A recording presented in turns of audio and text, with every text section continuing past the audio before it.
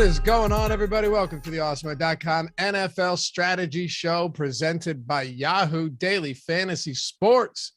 Dave Lockram with you today, back at it again. First look for week 8. Can you believe it? Week 8 already. And well, we've got a 12 gamer because only 2 teams on bye this week. But here's your first look. No place you'd rather be, right? No place we'd rather be because we're breaking everything down, going position by position, seeing what stands out early in the week before we get to Sunday. Anyway, follow me at Lafayette_D while you're at it. And hey, say hello to Ben Rasa at JazzRaz DFS, master. Jack of all trades, master of some. And of course, Jordan Vanek at Jordan Vanek DFS. What's cracking, Jordan? It's going good. We finally got Cooper K at 9K or Cooper Cup at 9K. So, you know, he can't hurt me no more for as much as he has in these past few weeks. But I mean, me and you get to watch our Panthers and Eagles just play every week in misery. But Ben, how are you doing? All right. I have no team, so no misery here on that front. I guess I'm an adopted Eagles fan at this point because I can't stop betting them. It is raining here in New York. So no place I'd rather be, no place I could be. I don't really have a choice, but I am excited to get into this slate. Kind of a nice spread. I like that we don't have as many gigantic spreads. To me, that's always a difficult situation when you're talking DFSs. How long are these guys going to go? Are they going to get usage late in the game? We don't have as much of that this week. And you know, with that Optimum or whatever shit that is internet that you have out there with the rain, it's not going to make it any better. So I'm just waiting for the inevitable at this point. That's why I told you we got to keep this show moving. I don't know how long I'll even be here to hear your antics. So we're going to say, Ben, are you laying points on the Eagles this week? No, I really liked them last week. That was a good spot. That line crumbled. I got that north of 3. I was really happy.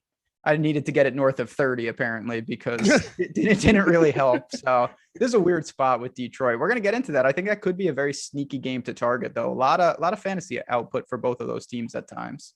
One thing I like to say often is when you have these two bad teams, a lot of times you're going to get both defenses that end up showing up. And by showing up, I mean the offenses are just terrible, or both offenses showing up, Jordan, where what I mean is both defenses are just terrible. So in situations like this, one side of the field always has to win out. And sometimes it'll be like a 10-7 game, or it'll be a 35-31 game because both defenses are terrible, which I think we have that for a few games this week. Let's just dive straight into it.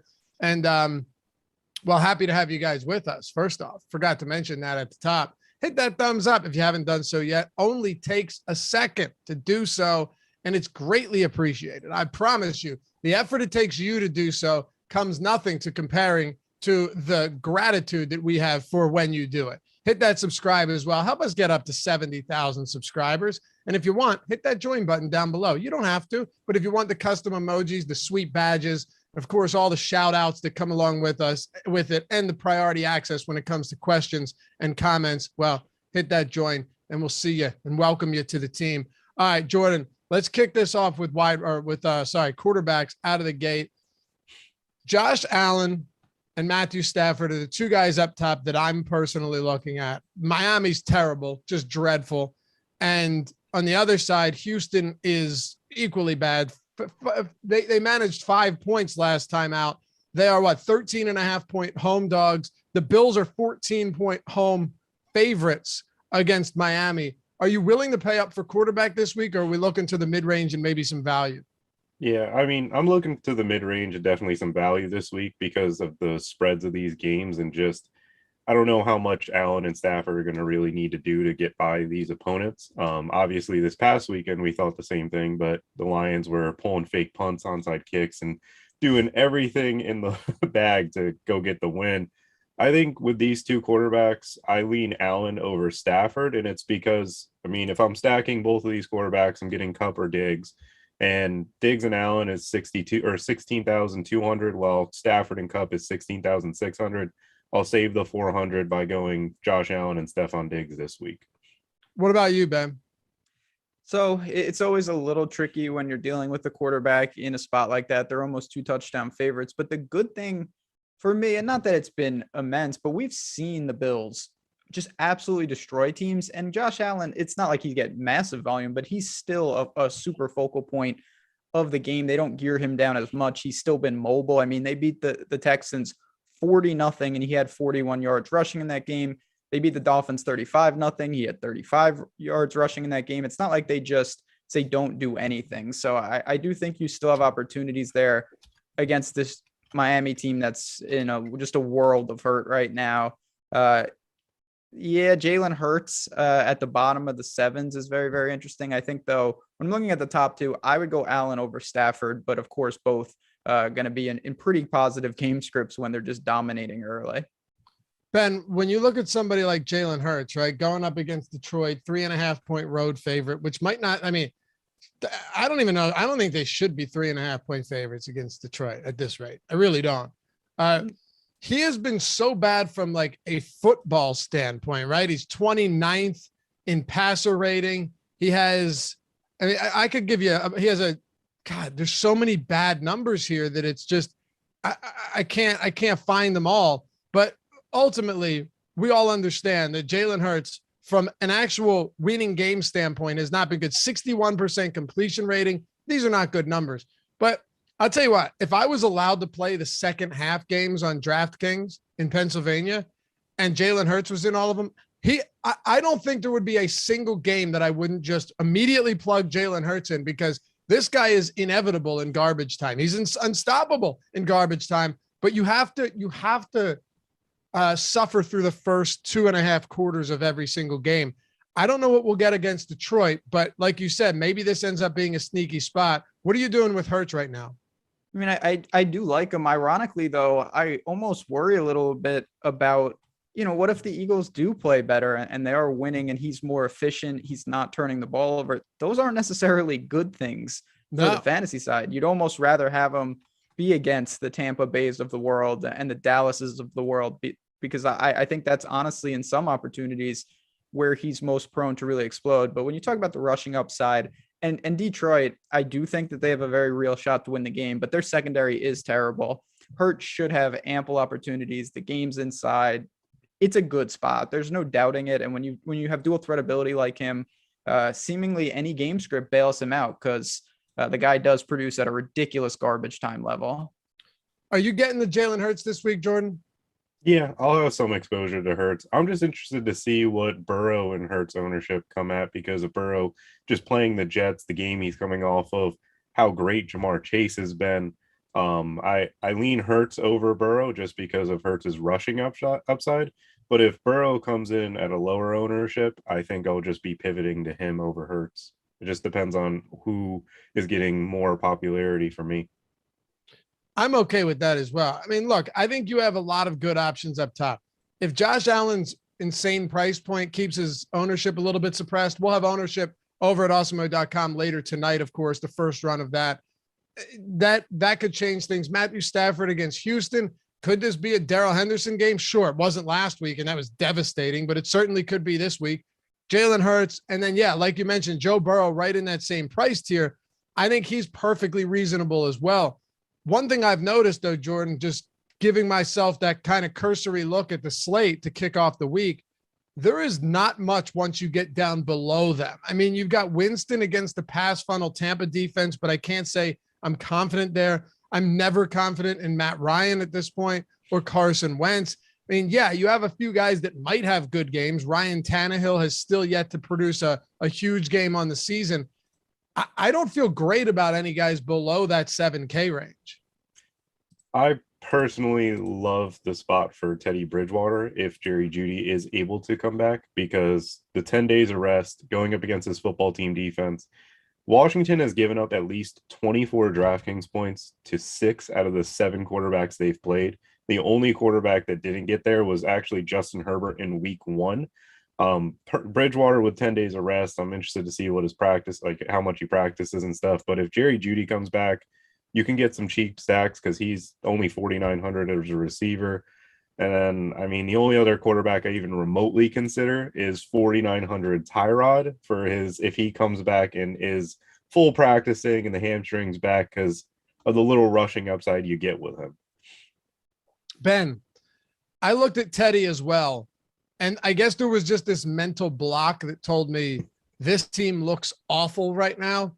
But I guess it's fair to say that this is the best matchup they've had in a while. It's at home. Washington has allowed 19 passing touchdowns with only 4 interceptions.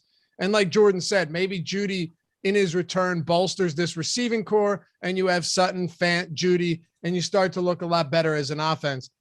Are you willing to get down here and maybe load up on some Denver pass catchers with Teddy Bridgewater, or is there someone else you like in the mid or in the lower tier? So I'm not opposed to going down here. And listen, Washington's defense has been terrible. Denver, I think I'm with you, honestly. There's something about this team that really rubs me the wrong way. 43.5 point total is a little concerning. They're a 3-point favorite. I think and we're talking large field tournaments, of course. I think you could make a case for Trevor Lawrence. I don't think Seattle's defense is any good, honestly. They're going to be probably playing from behind. They've given him more work on the ground. Guy's got volume. He's got pass catchers. He's not going to be popular whatsoever. I don't mind that. And then you mentioned him quickly, but Carson Wentz and the Colts are playing a lot better. They're at home here.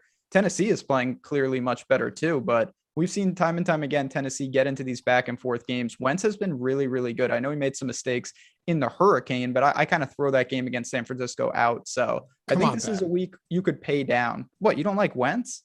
No, it's not what I'm saying. There are no excuses for a lob to the defender, no matter the circumstances or the weather. He couldn't see.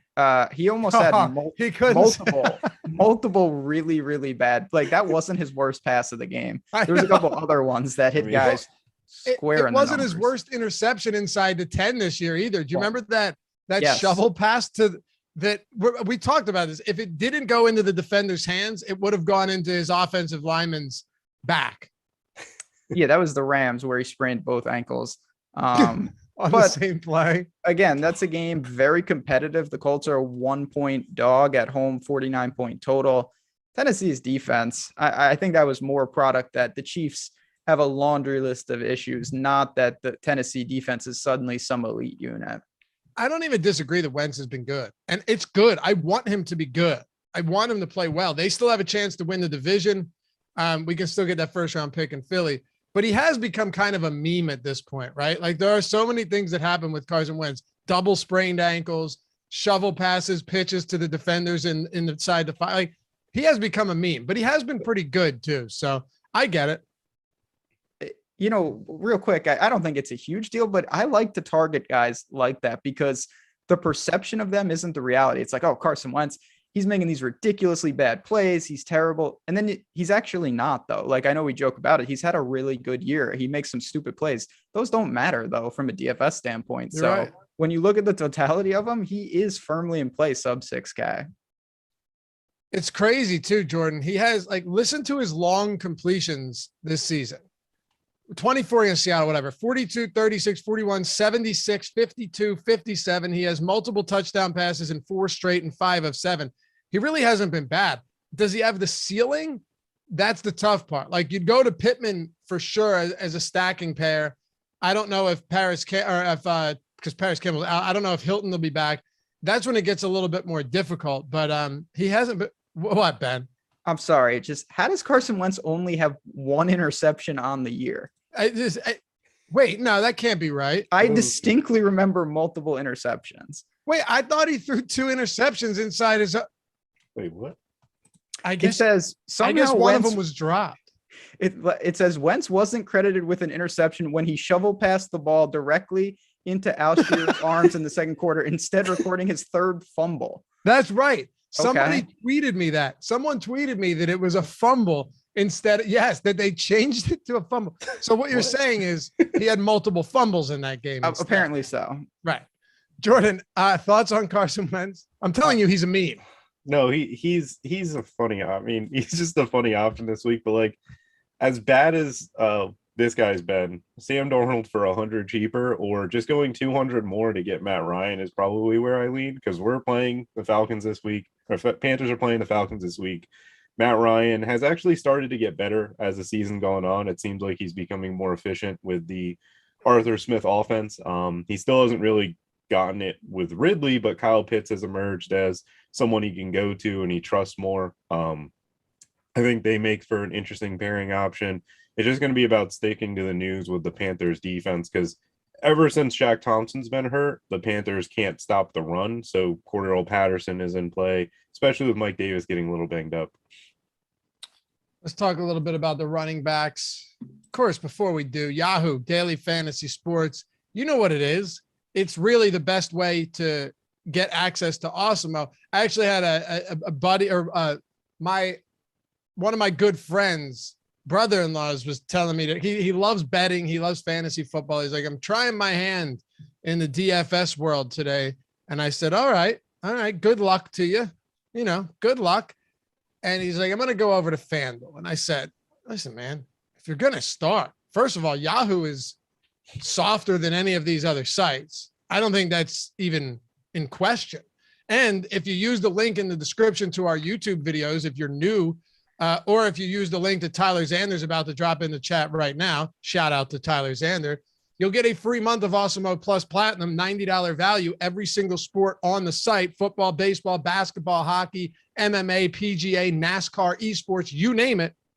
And all of the tools: boom bust tool, ownership, player projections, top stack tool, lineup builder, all of which are built by Alex Baker, Awesemo himself, #1 ranked DFS player out there. Fellas won a lot of money using these very tools. So have a lot of our users and a lot of the people that work here. All you have to do is sign up using the link, deposit $10 or more, and enter a paid contest. When you do that, Yahoo will hit us up and let us know your information. We'll email you, get you set up. You got the premium Discord with office hours in there where the pros are helping you better your game. All of the tools I mentioned. If you want to get the Fantasy Cruncher add-on, you want to MME, you can do that as well. $90 value, every single sport on the site, all of the tools we have, everything behind paywall, $90 value. All you have to do is use that link, sign up at Yahoo, deposit 10 or more, and of course, play a paid contest. It's so worth it, man. It's one of the greatest promos we've done. We were doing 2 months, but if you missed out on that, you're still getting $90 value. Plus, Yahoo gives you $10 in credit, I believe, when you sign up. So it's free. It's totally free. And Yahoo's been stepping their game up with some monster contests lately. It's been a really solid place to play. So hit that link, do so, and we'll see you over there. And remember, join that Discord when you do and hop in all of the channels. It's a pretty cool community. All right, Ben, let's go to running back here. Derrick Henry, how anomalous is it that he could have 20? If I told you, right, just think about this, forget about everything you know. If I told you that Derrick Henry had 29 carries, 31 total touches, and the Titans won 27-3 at home against the Chiefs, what would your reaction be before seeing his fantasy score?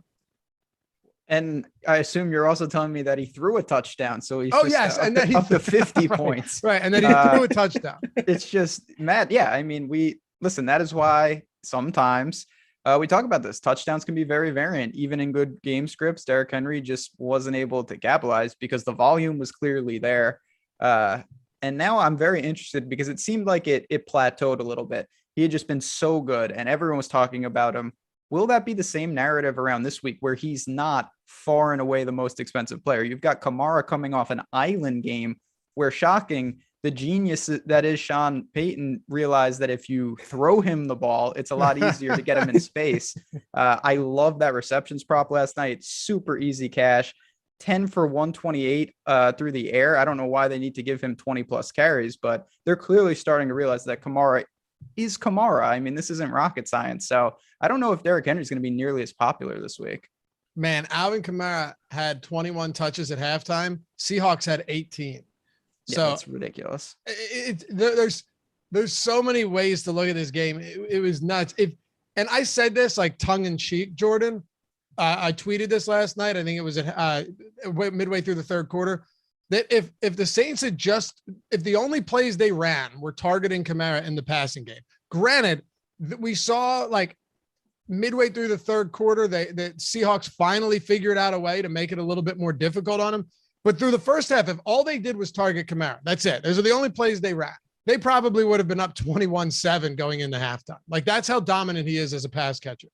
Yeah, no, Kamara is one of the premier running backs in the league that has just been weirdly misutilized, not being involved in the passing game. It's like you just should get this guy the ball. It's like with McCaffrey, and it's kind of funny that Derrick Henry's been, more involved in the passing game, and now they're starting to switch. Derrick Henry's taking a little bit of a step back. This week, I'm really interested to see the ownership. I'm just not really playing running backs against the Tampa Bay Buccaneers. I know Khalil Herbert just came off a good day against them.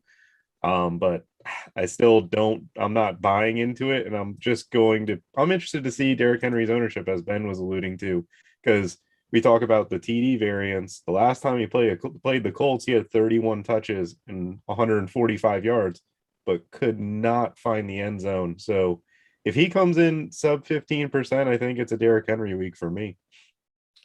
Yeah. It's such a weird spot with Alvin Kamara, right? Because Tampa Bay, you just can't run on them.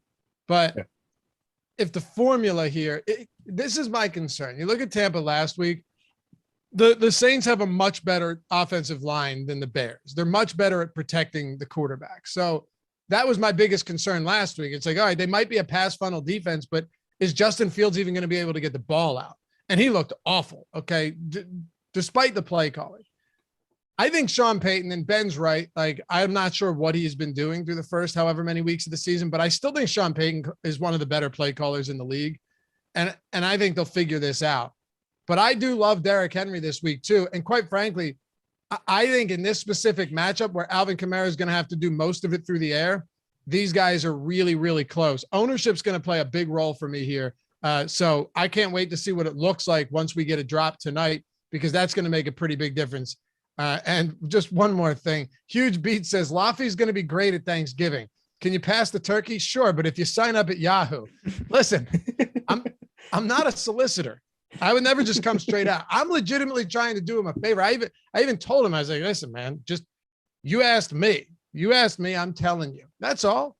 You guys, if you're at Thanksgiving dinner, Ben, and someone told me I want to get into DFS and I didn't tell them about the Yahoo sign up, that would be a violation. That'd be a disservice. No doubt about it. So doing a real disservice. Disservice to society. On the day of Thanksgiving. Go ahead. Yeah, I mean, listen, it's a really difficult situation because logically in my mind, I almost think, great, a matchup with Tampa Bay is good because it's going to force them to pass Kamara the ball, and that's what I want anyway. But then I'm like, if they don't do that and they give him 20 touches on the ground, he might have like 55 yards rushing and he wastes all his touches. So it's just an interesting dynamic. I really want to see where the ownership shakes out for me, because both those guys up top, I think clearly could be one of the core plays if I spend up at running back. I just don't know exactly what the perception is going to be in the public. Is that true? Brady gave a fan a full Bitcoin for the 600 ball? Allegedly. Sure. Yes, Tyler? That's pretty cool. Wish I had that. Because, well, never mind. All right. Let's talk about some of these mid-range guys then, Jordan. You've got no McCaffrey. He wouldn't be mid-range anyway, but Eckler, Najee Harris, who, if in case you guys were counting or paying attention to this year, Najee Harris, despite not being wildly efficient, because you don't really need that anymore, is the RB5 on the year. Austin Eckler is the RB4. They have both only played 6 games as well. So that gives you a good idea of what type of production and really what type of volume we've seen out of these guys. Then you have Jonathan Taylor, who is now the RB3 on the season. Can you believe that? After his start, Jonathan Taylor is the RB3 this season. Remarkable. And then DeAndre Swift is in that 7K range as well. I don't know if any of these guys are like top priorities, but all of them have had slate breaking upside this season. Yeah, no, I agree with you. This range is so good. There's so many good matchups. I think James Robinson is going to be the vocal point for my lineups this week at 6,600, a little bit cheaper than them, just because the Seattle rushing defense has been pretty bad this year, but also they give up a ton of pass catches to running backs. And James Robinson in recent weeks has been utilized as a passer. He's getting more carries, and he's found the end zone in 4 straight games. Jonathan Taylor's been phenomenal as well, but I'm scared of the Tennessee Titans. Like, I don't know what type of defense we're going to see from them. They have games where they lose to the Jets and then they go ahead and beat the Chiefs and Bills because football, and that's how that works. I don't understand it. The interesting one that I didn't think, or we didn't bring up, was Swift against Philly. I think his price has gotten a little too high for me, and I'm not going to be targeting him at 7,100 compared to like James Robinson, who I think they finally know that he's the best running back and we're going to give him 20 touches a game. Yeah, I'm with you. I mean, Swift's price is getting up there a bit, Ben.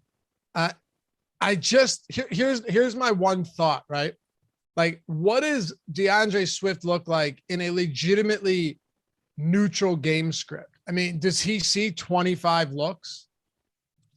So again, that's what's always weird with teams that are like Arizona and the Lions. It's like we've seen the most repeatable type of game script for the most part with these teams. What happens if it flips in any capacity? And I actually kind of worry, because some of DeAndre Swift's value is the fact that they really look to him in the passing game. It's not to say it's going to go away completely, but I don't know exactly if they'll push him to 20 carries if they're winning throughout this game. I think in some ways I'd almost want them losing throughout the game, because I feel very comfortable, even with the price tag is premium. I'm with Jordan there, but if you're going to tell me he's going to get upwards of 10 targets, he can really, really lock in a solid floor for you, even if he doesn't get a ton of carries. I do like James Robinson though too, Ben, and Jordan brought it up. One of the reasons too is how does Urban Meyer not do this? And it's pretty obvious because we've seen Urban Meyer this season, but they're coming off their first win. They're riding high. They're about to lose another 12 straight. No, but really, I don't really know how you don't involve James Robinson more in the passing game after what we saw out of Alvin Kamara yesterday. James Robinson is not Alvin Kamara in the passing game, but he is still a semi-competent pass catcher. So with Seattle's defense being as bad as they are, even though they shut down Kamara on the ground yesterday, I do still think this is a good spot. I also think that James Robinson, especially given that Geno Smith, and we know this offense looks bad and it's probably a neutral game script where you can run or pass. I think James Robinson does come in pretty popular this week. So that might open up some spots for good pivots. Yeah, I have no pushback. Like I said, I thought you could target Lawrence. Anything with this Jags offense, I think, has some merit. But you mentioned some pivots. Henderson, again, another similar to Henry in some regard, kind of plateaued. Everything was trending upward. Perfect spot, doesn't perform. Will people just move on to Robinson and some of these other guys? If that's the case, obviously I'm going to stick with Darrell Henderson, who's in, I mean, the Rams, we were talking before the show. How are the Rams? They played every game is 2 touchdown favorites. I don't understand their schedule, but it seems like every single week they have one of the worst teams in the league on the schedule. Really weird. So what are your favorite mid-range options? For me, I think that Darrell Henderson pending ownership doesn't get there. And then I do like Taylor and Swift. Both those guys, competitive games. They are quickly asserting themselves as the go-to focal points of offenses. And I think those teams have real chances to win at home. Jordan, who are your favorite mid-range options? I would go with James Robinson 1. And then, I mean, I love the 6K range with Henderson and Nick Chubb, as long as news keeps trending upwards and their tackles come back, because Pittsburgh, we saw it there that second half, like Alex Collins, that first drive had like 8 carries for 80 yards in the Monday night game against Seattle with Geno Smith at quarterback. If Nick Chubb and that offensive line is healthy, I think they can pound the rock against Pittsburgh. Okay. You know, I know it's a tough matchup. I mean, it's not great, but Khalil Herbert, I find some interest here, Jordan, and here's why. I think Kenny Gainwell is going to be exceedingly popular this week. Okay. And Boston Scott actually had more opportunities on the ground than Gainwell. He also had a goal line carry that went for a touchdown. I still think Gainwell's the guy, and he was targeted a ton last game. So we'll get into that. But Khalil Herbert, assuming David Montgomery is still out, appears to be the clear lead back in Chicago right now. And also appears to be essentially game script proof. He played 77% of snaps. Damian Williams came off the COVID list, played only 17% of snaps. I'm not saying I love Herbert this week, but if he goes completely unowned, this guy's been good as a starter. He now has 18 plus carries in 3 straight games, right? Of which one they lost by 10, another they lost by 35. And he's been targeted 8 times in his 2 starts. So you know what? Khalil Herbert, based on volume alone, 22 and 23 looks over his last 2 games, might actually be someone I get to if everyone is completely off of him and David Montgomery stays out. Who do you like here at the bottom tier of running backs? First, I think Khalil Herbert is a fantastic pivot off of Kenny Gainwell this week, because he's just been good. Like on the kick returns, he was averaging like 24 yards a kick return, I believe. He shows athleticism. That's what you really want out of running back, and he's doing it with Chicago. You mentioned Boston Scott. That's actually where I love to pivot this week, because I think this is the perfect spot where everybody talks of Gainwell. He gets a lot of ownership, rightfully so, and then he splits like a 51-49% role. And Boston Scott, when he's been given he's been good for Philly. He's had games where he's been one of the better plays on the slate. He's had slate breaking weeks. The other option that I think you can get away from Gainwell too is Michael Carter against Cincy. I know the game script's not going to be the best because of how good Cincy's been, but Michael Carter is getting more and more work, and I think he can have one of those weeks where he gets you a touchdown. And at 4,900, it's not a bad option to me. Ben, I was going to talk Michael Carter as well. 9 targets last game, 77% of snaps, easily a season high, 20 total looks. It's a fascinating spot in this like low 5K, high 4K range this week. Yeah, and it makes sense. We've talked even over on the the fantasy football channel here at Awesemo that a guy like Michael Carter, his stock should rise naturally because the Jets become more irrelevant with each week, and they want to get him on the field. They certainly want to see what he can do. So I totally get that. I've got no problem with that. Certainly Gainwell makes sense for obvious reasons. And then you guys talked about some of those pivots, in a similar range. And Herbert, listen, he did that against the Bucs.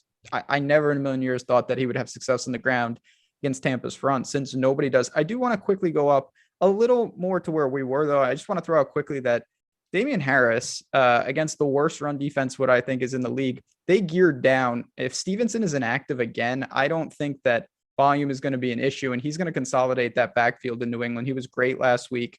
They just didn't give him a lot of work late because the game was out of hand. Anybody else that's at the bottom of the running back tier? Because to me, I think it starts to get real dicey down there.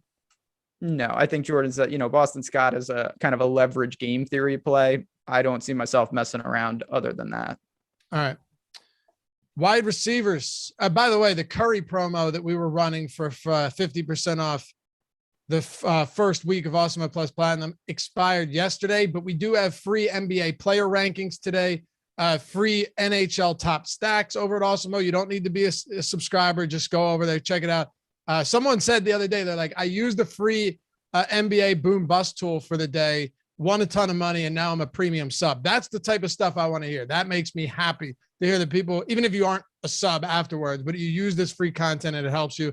And then PGA Top Golfers, which is an awesome tool as well. Ben, what do we have coming up for PGA this week?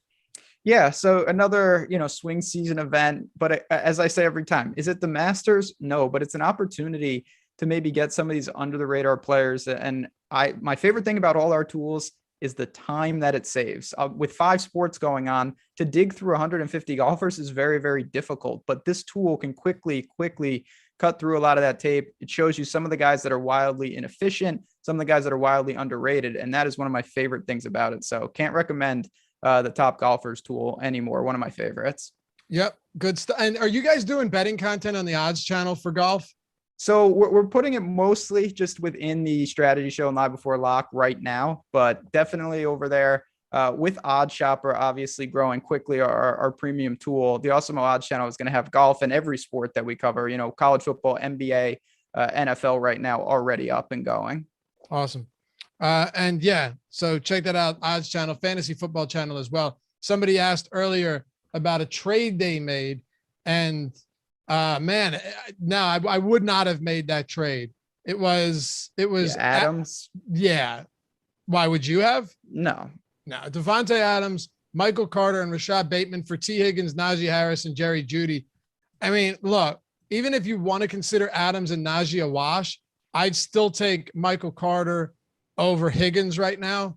And just because the volume is only going to continue to increase, and pass catching running backs are just super valuable, even though Higgins had a lot of targets last week.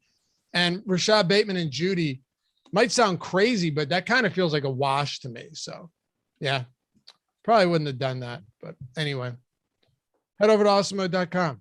Check it out. All that stuff is free today. And the odds channel, the fantasy football channel. I'm going to do a start sit video after this as well. So wide receivers, let's dive into this. Jordan, Cooper Kupp, you mentioned him at the top of the show. I mean, at this point, what else can you say about the guy? He has multiple touchdowns in 4 of 7 games, and he is the clear wide receiver 1 on the season. It's crazy. Yeah, no, Cooper Kupp has been fantastic this week, but his price finally matches it. He is more expensive than Derrick Henry. I will not be getting Cooper Kupp. He's burned me every week because I don't play him, but this is the first week where it feels like, okay, I can actually get away with it because Stephon Diggs for 900 less against the Dolphins. He hasn't been able to get too much going this past week against the Titans. He did a little bit, but he hasn't had one of those explosion games, and I think it's coming against Miami. I like it. I feel like he's might be a little overpriced based on his production this season, Yes. but That could lower ownership, though.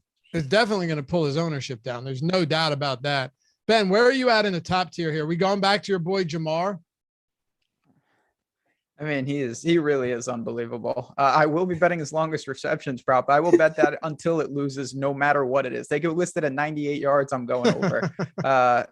I think for me, when I talk about, you got to visualize lineup construction, and it's just Tuesday, but I have a feeling I'm going to probably try to save and hope that Cooper Kupp doesn't do anything outrageous. I don't mind Diggs if you're going to Allen, Williams, McLaurin, Chase. These guys are all great players, but, to me, there's not that big of a difference between guys like them and Debo and Ridley and Keenan Allen types. So I find myself looking more down the board. I don't want to get too crazy. I have just a feeling, and it is the Jets and it is Joe Flacco. I don't love the spot for Cincinnati as a whole. I'm not saying they're not going to move the ball at times. I'm not saying they're not going to win, but I don't think this is going to be a demolition by any stretch. So doesn't mean Jamar Chase, who seemingly gets there every week, can't. But to me, I'd rather play, I think, Deebo Samuel, who is just consolidating all the targets at times for the Niners. I'm 100% with you on that. And honestly, I was very high on McLaurin last week. He ended up coming in at like 3.5%, which I'm satisfied with. This week, though, prices come up $700 on DraftKings. That is tough. Against Denver, I mean, nobody's enamored with Denver right now. They went from 3-0 to 3-4, but that's just too expensive. I think, Ben, we pretty much share the same sentiment here. What about so once you get down a little bit further, you have DJ Moore against Atlanta, Jordan, AJ Brown, who is, finally beginning to show up against Indy. That's a really interesting spot. Could definitely be a shootout type of game. And then even guys like Deontay Johnson, he's not exciting per se, but every single week you're going to get Cooper Kupp like volume. And again, not as explosive. He's basically Cooper Kupp light at this point, even though he doesn't line up out of the slot in most of his routes. It's just, in terms of sheer volume, this guy's going to get 10 plus targets almost every single week. Yeah, no, Deontay Johnson has been, he's just a really good player. I know he struggles with some drops at times, but my worry is just Big Ben. That offensive line trying to block Cleveland. I'm not sure that one goes too well. I think Calvin and DJ Moore are in really, really good spots. And Calvin Ridley against the Carolina Panthers has been killer. He's ever since DJ Moore was drafted over him, he's kind of made it like when his draft party, he made it his mission that he would score on Carolina every single time. I think his only game where he doesn't have 15 DraftKings points was a game he got hurt in the second quarter. Narratives I know don't always go too well, but Calvin Ridley is not happy with Carolina picking DJ Moore over him, and I've always played Ridley against Carolina.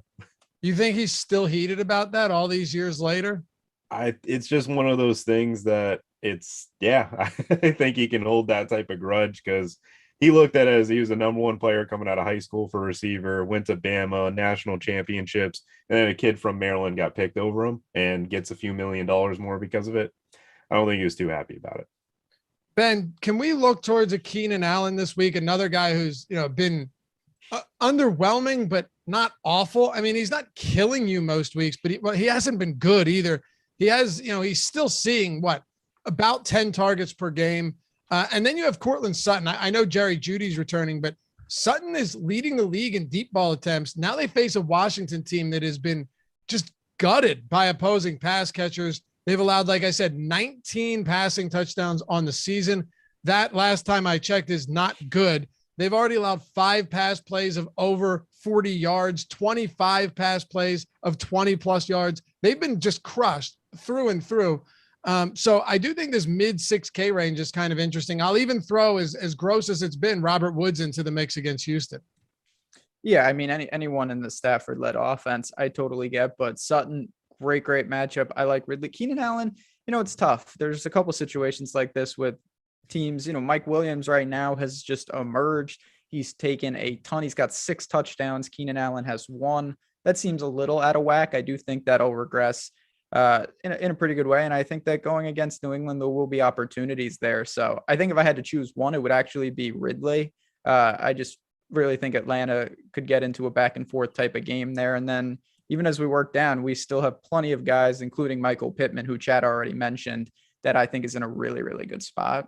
If you like Wentz, you have to like Pittman this week. You have to. He is one. He's quickly becoming a guy that is straight like preloaded in those stacks at this point. Like you have to go to him, not in the same vein as Devontae Adams, but really he has truly emerged. And it was good to see because week 1 was awful with him, and he's quickly asserted himself atop that receiving core. Agreed. I love Michael Pittman all the time. This has been a guy that in season-long leagues I've been trying to trade for. His schedule only gets easier going forward, and he has the real ability to become an elite receiver in this league as long as Wentz can stay competent enough under center.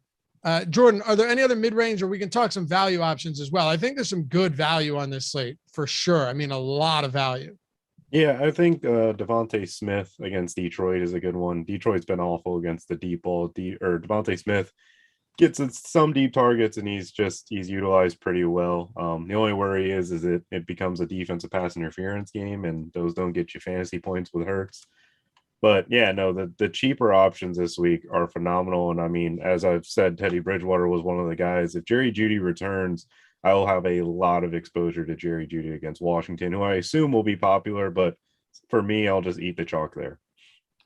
What do we need? 27 likes to get to 100. That would be great. I know it's basketball season, but if you're sitting here hanging out, haven't hit that like button yet, only takes a second. Smash that like, get us up to 100. That would give us a solid ratio. We got about 320 people watching. So much appreciated, much obliged.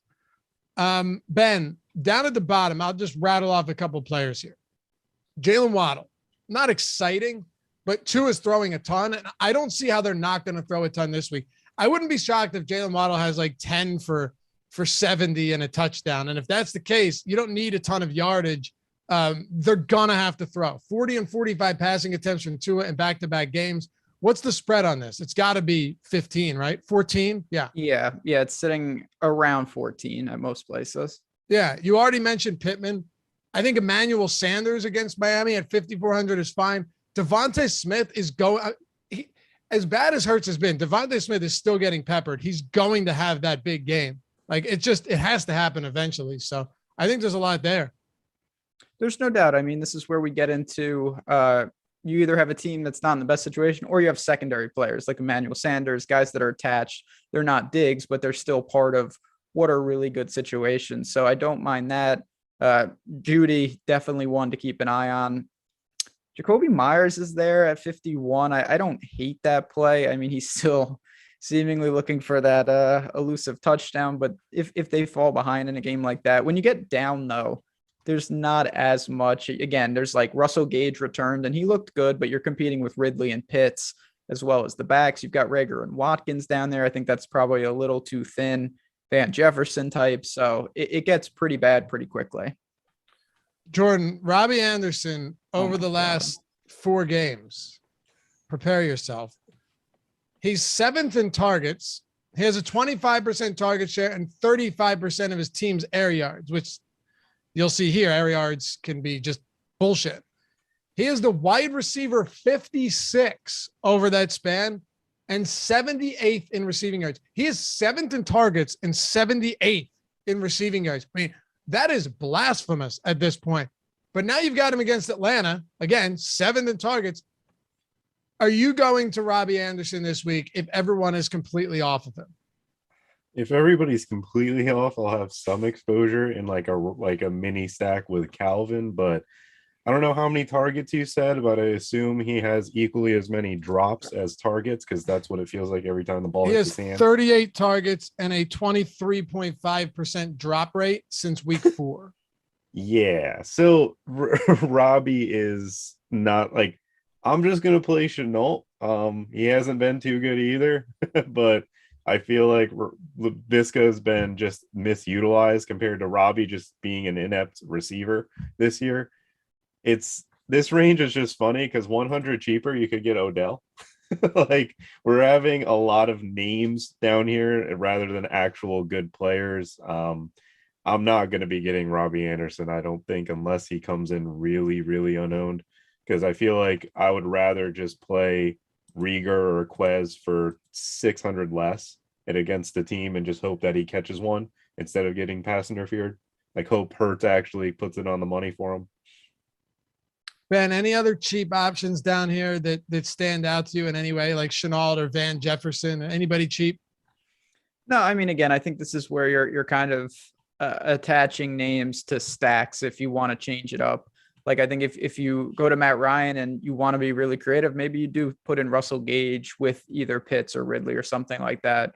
No problem with Chenault. Yeah, Robbie Anderson. I never really seen something like that, to be honest. 13 catches. It's nuts. On those 38 targets. Like that's a 33%. And look at his yards on that. Yeah, I don't understand. He did score somehow in one of those games and it still didn't make a difference to the total But yeah, for me, I think I'll just look to my quarterbacks will play a large role if I punt on one of these receivers. 2 likes away from 100. We're definitely going to get there. Appreciate you all for that. No doubt about it. All right, we'll close it out with tight ends first. Little Hall of Fame action here.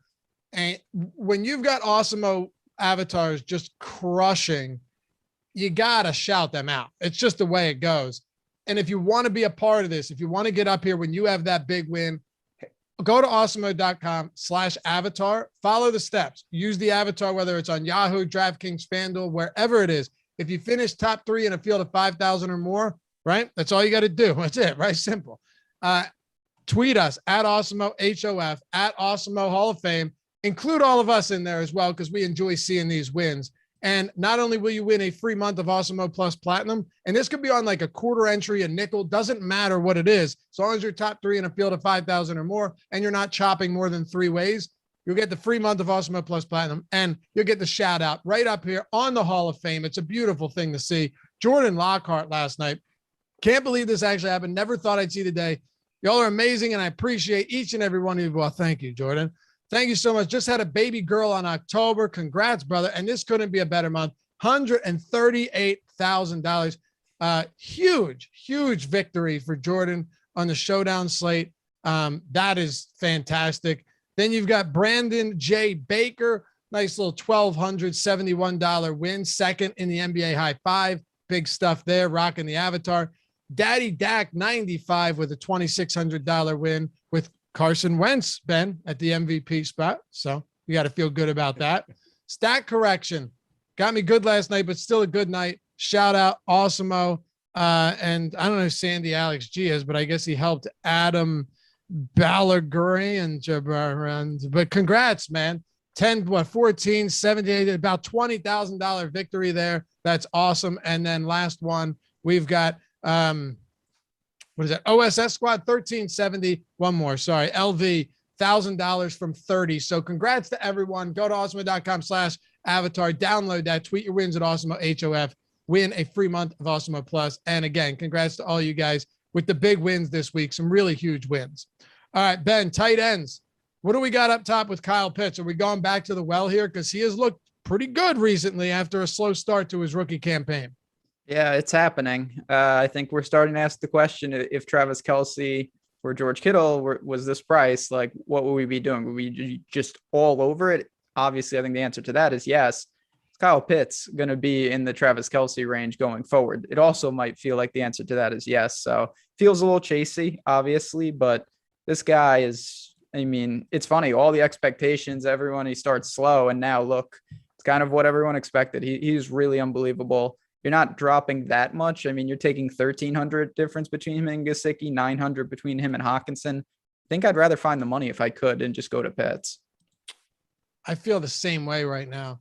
I mean, Hawkinson's fine, but Pitts, man, that one-handed grab down the sidelines the other day. Oof. When he plays, not that this is like important for DFS, but he looks like he's undersized for a tight end. You're like, you know, and then you look and he's like 6'6", 250. He's gigantic out there, but he's so quick and so fast. It's really a problem for teams to stop this guy. Yeah, and then he lines up outside Jordan and just burns perimeter defenders as well. Yeah, no, Kyle Pitts is a freak. Him and Jamar Chase right now. People have been talking about how good they've been on a rookie scale. Jamar Chase, if he keeps this pace on a 16-game scale, he'll be the 7th in all-time receiving yards in a single season ever. Like, he would have 300 more receiving yards than Stephon Diggs did last season. That's just, he's remarkable. Kyle Pitts is on pace for like 1,300. It's the both of them are just freaks in nature. I mean, it's hard to get away from Kyle Pitts this week, but tight end is one of those positions where if he doesn't get you that 18 to 20 point performance, the cheaper options will end up being a better play. So who do you like? I like Hunter Henry at 4,200 against the Chargers. They've been pretty bad against tight ends this year. I know he's caught touchdowns. Mac Jones and him seem to have somewhat of a connection. Other than that, there's a few like, oh, please go get a touchdown, like Tommy Sweeney, who caught the touchdown against the Titans last week and now is going to be the tight end for the Bills going forward with Dawson Knox breaking his hand. Tommy fucking Sweeney. Ben, I'm actually still not entirely opposed to Ricky Seals-Jones. He's playing literally every snap every week with Logan Thomas out. So it's not the craziest notion. A guy that's seen now, 22 targets over his last 3 games, a handful of red zone looks. I don't think that's nuts. I don't think Henry's nuts. Higbee has been disappointing. Dallas Goddard, I mean, you have to think the game's coming eventually. All of these guys to me are intriguing plays, but none of whom I feel confident in. I think that's a fair way to put it. Definitely. I think you've got a lot of guys in the threes that are basically touchdown dependent, but it's not like they don't score at a decent clip. Like Mo Alley Cox, I think if you attach him to Wentz, you're drawing to a touchdown, similar to some of the guys that we talked about. If you can find the extra money, then you get into some volume with Goddard and those types. But it's just weird because if you venture into that territory, you start to get at least contact to where Kyle Pitts is at. And he is just in a whole nother, I mean, of all these guys, he to me is the only realistic guy that can flirt with like the 100-yard bonus each and every week here. He is in a different category. And I don't see, you got the Bucks tight ends, you got the Cleveland tight ends. The problem is there's 2 of all these guys on these teams. It's hard to choose between them and then hope that one of them has that opportunity. For sure. Yeah. Other than Pitts, it's like maybe Hawkinson can pull that off this week against Philly. But yeah, Pitts against Carolina, that just feels like another smash spot. And he's not that much more expensive than Hawkinson, but he probably should be at this rate. So that's what I'm saying. Like, I think that we have to start looking at him. Maybe if Travis Kelce was in this spot, where would he be? He certainly wouldn't be 6,300. That's a fair way to look at it. I don't think we can put him on the same plane quite yet, but I get exactly what you're saying. All right, let's go ahead. I went first last week, defense. And by the way, guys, we don't actually care about defense. The reason we do this is to show you that there are weeks where you can legitimately punt defenses. My best performing defense last week was a $2,500 New York Giants. So, just a little thought exercise here and see what we can come up with. Let's go I can't go sub 3,000 because you get the Falcons against Carolina, and that's just a smash. I'm just kidding, Jordan. We'll go below 2,900 this week. Who do you got, Jordan? Oof, below 2,900. Give me, there's always some fun. I'll take the Lions at 2,300 against Philly at home. Could be their first win of the season. I know Philly's been not exactly the most turnover or offense, but at home, 2,300. Give me the Lions, low owned. All right, Ben, what do you got? Not the Rams. The Rams somehow got a price bump. They're up to 5,100, which is you've been railing against. All week. I don't understand that. I'll go with the Bears. I know at times they look really dysfunctional, but if Fields doesn't turn it over and put tremendous strain on the defense, I don't think that San Francisco is exactly primed to just go in there and move up and down the field. So if you give the Bears defense a fair shot, I think they will. I don't mind punting them sub 3K. All right. And obviously we don't feel great about any of these plays, but I'll go Seahawks against the Jaguars at this rate. I mean, really, when you're getting a Jags team that's coming off a win, that's all well and good, but they're still not good. They still have they have a sub 20 implied total in Seattle. This could just be one of those spots where Trevor Lawrence gets picked off multiple times. You see a pick six or a scoop and score. I think Seattle at 2,800 is perfectly reasonable there. So really not a lot, there are some decent cheap options this week. If you're trying to punt the position to get up to like a Kyle Pitts over a Hawkinson, I'm always 100% willing to do that with such a high variance position like DST. That'll do it for us. Hit Ben up at JazzRaz DFS on the Twitters. Jordan at Jordan Vanek DFS. Shout out to your boy Tyler Zander for producing today's show. I'm over at Loughy _D, LOUGHY_D on Twitter. And of course, Awesemo_com. We'll see you back here tomorrow. Ownership Top Stack Show, myself, Matt Gajeski, and Eric Lindquist. Almost forgot for a second. And remember, NBA Strategy Show, if you missed it today, it was right before this. 5-game slate tonight. You got Deeper Dive. You got Live Before Lock coming up after that. A ton of content throughout the day. And I would assume that we also have ourselves a PGA show, Ben? Yes, sir. Coming up right before the NBA show today. So I believe 4 o'clock Eastern. get you set for the Bermuda Championship. Boom. Catch you back here next time on the Awesemo Strategy Show presented by Yahoo Daily Fantasy Sports. Thanks, guys. Peace.